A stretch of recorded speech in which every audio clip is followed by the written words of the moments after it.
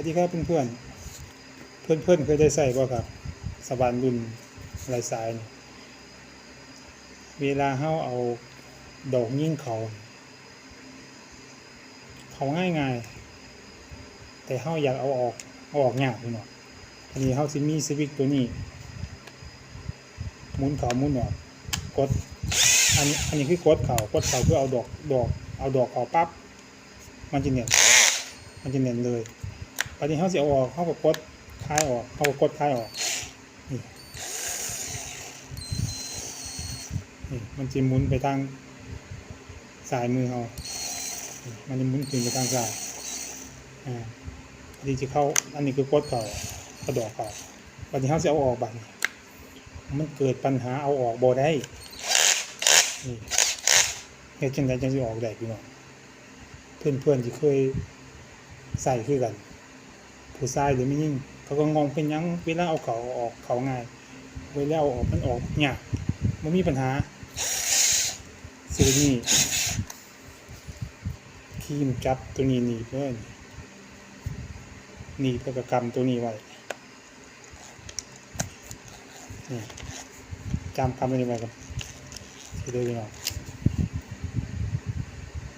ง่ายๆสะดวกสบายง่ายๆเขาไม่แบบนี้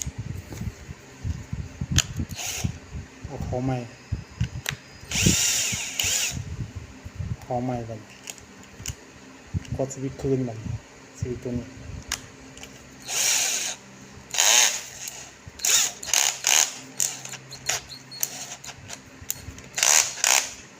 อันนี้คือเขาอันนี้เอาออกกันกับกดสวิตช์ออกง่ายกว่าเก่าบอกเลยนะง่ายกว่าเก่ามันเป็นมันยังคือออกเนี่ยนี่กระซี่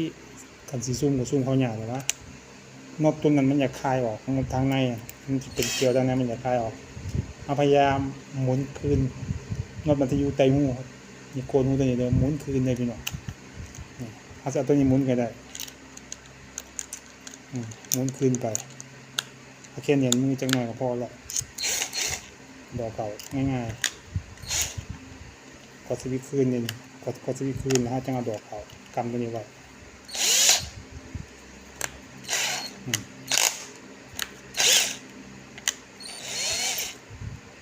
ง่ายๆใส่เดือดบางๆโอเคนะครับอันนี้จะยิ่งลูกกรงหน้าต่างในแบบนี้แค่นี้ก่อนครับสวัสดีครับที่รับชมแก้ไขแบบง่ายๆสบายสไตล์บ้านๆช่างเป็นบ้านครับพี่น้องขอบคุณครับที่รับชม